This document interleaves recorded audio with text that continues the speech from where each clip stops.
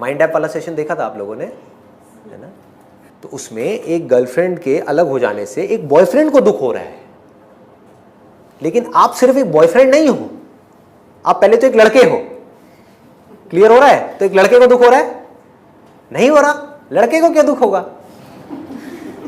समझ रहे हो? कितना सिंपल है। यहां तक कि आपकी बॉडी को भी दुख नहीं हो रहा है, आप किसी के बेटे भी हो उसको भी दुख नहीं हो रहा है, तो दुख हो किसको रहा है? सेंटर में क्या आ गया? I am this body. ये एक थॉट है, रियलिटी नहीं है। रियलिटी है तो इसको प्रूव करके दिखाओ। जैसे आग गर्म है, वो जलाती है, ये एक रियलिटी है। बट ये कहीं से भी किसी भी एंगल से रियलिटी नहीं है कि आई एम दिस बॉडी। ये एक बेवकूफी है। एक इंस्ट्रूमेंट है जिसके थ्रू आप देख रहे हो, एक इंस्ट्रूमेंट है जिसके थ्रू आप सुन रहे हो, और इसका प्रूफ ये है कि इस इंस्ट्रूमेंट में आपको अभी देखना है या सुनना है, आप यहां भी मूव कर सकते हो। देखो अभी मुझे देख रहे हो, अब एसी की आवाज सुनने लग जाओ, सुन रहे हो? तो इस इंस्ट्रूमेंट के अंदर आप जहां चाहे जो चाहे कर सकते हो, कहीं भी जा सकते हो। तो ये अपने आप में बहुत बड़ा एरर है। पानी जब तक नहीं पिया तब तक मैं पानी नहीं हूं, वही पानी अंदर चला गया तो अब ये मैं हूं, वो पानी बाहर निकल गया तो ये गंदगी है। क्या कर रहे हैं? सर ये तो समझ में आ गया कि बॉडी में फीलिंग्स नहीं है, बॉडी फील नहीं कर सकती, राइट। बट इमोशंस का सोचो, पूछो अपने आप से, पूछो, गुड क्वेश्चन पूछो। व्हाट, ये पूछो what is emotion, what is emotion, समझो। अब इसी एग्जांपल को आगे बढ़ाते हैं कि एक बॉयफ्रेंड है, उसकी एक गर्लफ्रेंड है जो 4 साल से साथ में है, वो दोनों अलग हो गए। तो अब ये जो इमोशंस है ये है क्या? ये बॉयफ्रेंड क्या है? थोड़ा सा डीप है, टच करूं? मैं कोशिश करूंगा इसको सिंपल करने की। पहले तो ये देखो बॉयफ्रेंड क्या है। आप जो कि एक लड़के हो, ठीक है, और लड़के होने से पहले आप क्या हो? एक बॉडी हो। आप जाकर के जुड़ गए किसी और इंसान से जो आपके लिए एक दूसरी बॉडी है, जिसको आपने नाम दे दिया कि वो मेरी गर्लफ्रेंड है और मैं बॉयफ्रेंड हूं। अब एक लड़का क्या बन गया? बॉयफ्रेंड बन गया। अब ये बॉयफ्रेंड क्या है? बहुत इंटरेस्टिंग है अगर इसको आप समझ पाओ तो। अगर आपकी इस बॉडी के अंदर से उस लड़की जिसके साथ आपका रिलेशन है उसकी सारी यादें निकाल दी जाए, सिर्फ उसकी, आपके अंदर एक बेटे की याद भी रहे, एक स्टूडेंट की याद भी रहे, एक एम्प्लॉय की याद भी रहे, लड़के की याद भी रहे, सारी यादें रहे, सिर्फ उस लड़की से रिलेटेड जो एक्सपीरियंसेस हैं, जो आप पहली बार मिले, उसको देखा, उससे बात हुई, समझ गए? जो भी एक्सपीरियंसेस हैं, 1 साल तक आप उसके साथ रहे, सिर्फ वो वाली यादें निकाल दी जाए, तो बॉयफ्रेंड कहां है? बहुत डीप है ये, इसको ध्यान से समझ लेना। तो मतलब कि बॉयफ्रेंड क्या है? There is no boyfriend. Boyfriend is nothing but memories of girlfriend. समझ गए? मेमोरीज पे टिका है सारा का सारा खेल। हमारे सारे थॉट्स मेमोरी पे टिके हैं। तो इमोशंस क्या है? हमारी एनर्जी कैसे तेज चलने लग जाती है एकदम से? मेमोरी। उसको हम प्यार कहें, ये कहें, वो कहें, कुछ भी बोलते रहे, क्या फर्क पड़ता है? It is nothing but memory. अजीब लग रहा है सुनने में? प्रैक्टिकल है। अब क्लैशेस क्यों होते हैं? अगर आपको ये बेसिक्स क्लियर हो गए ना, ये बेसिक्स की बातें कर रहा हूं मैं इस समय, ये फंडामेंटल्स है, लाइफ के फंडामेंटल्स, ये क्लियर होगा तो आप किसी भी प्रॉब्लम को सॉल्व कर सकते हो। कॉन्फ्लिक्ट्स क्यों होते हैं? देखो ध्यान से समझो। मैं हूं बॉयफ्रेंड, कोई और है गर्लफ्रेंड, आप गर्लफ्रेंड हो। ये लड़की को नहीं बोलूंगा ना, अजीब हो जाएगा थोड़ा सा, कैमरे पे है, लड़कों में चल सकता है, थोड़ा हंसी मजाक चल सकता है। शर्ट भी आपने पिंक कलर की पहनी हुई है।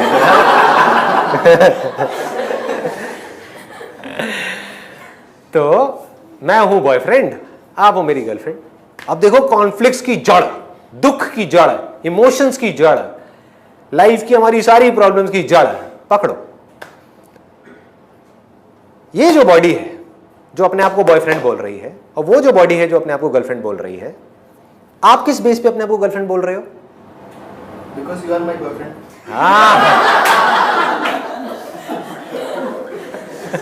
आपकी आंखों में मैं एक प्यार देख रहा हूं। भाई साहब ये सब भुला देना यहां से निकल करके, कहीं मेरे घर आ जाओ। ठीक है, तो आपके अंदर इस बॉडी से रिलेटेड जो यादें पड़ी हुई हैं,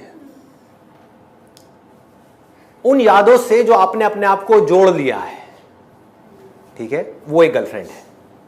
और सेम यहां पर भी यही है कि इस बॉडी के अंदर, इस ब्रेन के अंदर जो मेमोरी पड़ी हुई है आपसे रिलेटेड, वो बॉयफ्रेंड है। क्लियर हो गया? तो अब आपकी मेमोरी अलग है इस बॉडी से रिलेटेड, इस बॉडी की मेमोरी अलग है उस बॉडी से रिलेटेड। ठीक है, जब ये दो मेमोरीज अलग अलग हैं और पूरी तरह से अलग है, ये भी समझ आ रहा है, पूरी तरह से अलग है, कुछ भी दूर दूर तक नहीं मिलता है। आपके एक्सपीरियंसेस मुझसे रिलेटेड अलग हैं, मेरे एक्सपीरियंसेस आपसे रिलेटेड बिल्कुल अलग है, तो क्लैश होना ही होना है। जब तक हम इस पर्टिकुलर मेमोरी से अपने आप को डिटैच करके, बिना मेमोरी के मैं आपको नहीं देख लेता, जैसे आप हो वैसे आपको नहीं देख लेता, तब तक क्लैशेस रहेंगे। एक है मेरे पास में तरीका अपनी मेमोरी के थ्रू इनको देखने का, एक है बिना मेमोरी के देखने का, क्योंकि memory is not the real thing. मेरे माइंड में जो गर्लफ्रेंड की इमेज है वो क्या है? जो मेमोरीज हैं। मेमोरीज क्या है? वो नहीं जो ये एक्चुअल में है, वो जो मैं देखना चाहता हूं, उसमें मिलावट है। मैं कैसे देखूंगा? जैसे मेरी अपब्रिंगिंग होगी, जैसे मैं बचपन से इस दुनिया को देखता आया हूं, वैसे मैं इनको देख रहा हूं, एज इट इज नहीं देख रहा। ऐसे ही आप जब मुझे देख रहे हो तो आप रियल संदीप को नहीं देख रहे। संदीप की अपनी एक इमेज अपने माइंड में बना ली है, उसको आप देख रहे हो, उसके बारे में आप सोच रहे हो, उससे आपको प्रॉब्लम है। समझो प्रॉब्लम किसको किससे है? दो बॉडीज को आपस में कभी एक दूसरे से प्रॉब्लम हो सकती है? नहीं हो सकती, इम्पॉसिबल। कैसे हो सकती है? प्रॉब्लम सारी की सारी जो है वो मेमोरी से रिलेटेड है। मैं आपके बारे में कुछ सोच रहा हूं जो सच नहीं है, कि what ever you think about Sandeep is not the real Sandeep. समझ पा रहे हो? इसको प्रूव करना है। अभी आप सब लोग यहां पर बैठे हो, जो भी आप मेरे बारे में सोच रहे हो, सब अलग अलग सोच रहे हो। कोई अपने माइंड में कुछ सोच रहा है, कोई कुछ सोच रहा है, कोई कुछ सोच रहा है, कोई कुछ। उसमें से सच क्या है? वो जो मैं एक्चुअल में हूं या वो जो आप मेरे बारे में सोच रहे हो? जो मैं एक्चुअल में हूं। इसका मतलब आप जो भी कुछ सोच रहे हो मेरे बारे में, वो सब झूठ है। सोचो,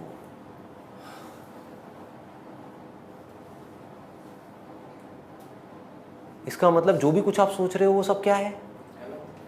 जब इस बॉडी से रिलेटेड आप कुछ भी सोच रहे हो वो सब झूठ है, और इस बात को आप समझ पा रहे हो, देख पा रहे हो, मेरे साथ साथ में देख पा रहे हो। झूठ और सच में डिफरेंस क्या है?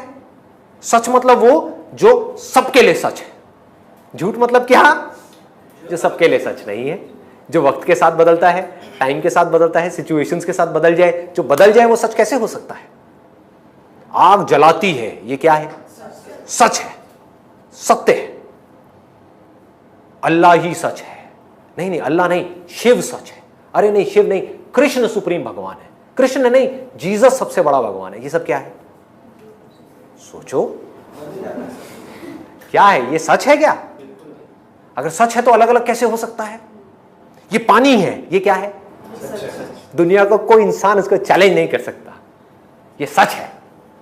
यानी रियलिटी को एज इट इज देखना इज स्पिरिचुअलिटी, और रियलिटी को अपनी मेमोरी के थ्रू देखना इज नॉट स्पिरिचुअलिटी, इज बेवकूफी, जहां जाकर के हम फंस जाएंगे। समझ आ रहा है ना? या थोड़ा कॉम्प्लिकेटेड लग रहा है? तो जो भी कॉन्फ्लिक्ट्स हैं, जो भी प्रॉब्लम्स हैं, वो सब मेमोरी के स्तर पे हैं। जहां आपको ये सब बातें समझ आ गई तो अब आप क्या करोगे बताओ? आप बिना अपनी मेमोरी के दुनिया को एज इट इज देखना शुरू कर दोगे। इतना आसान है और कोई प्रॉब्लम ही नहीं है।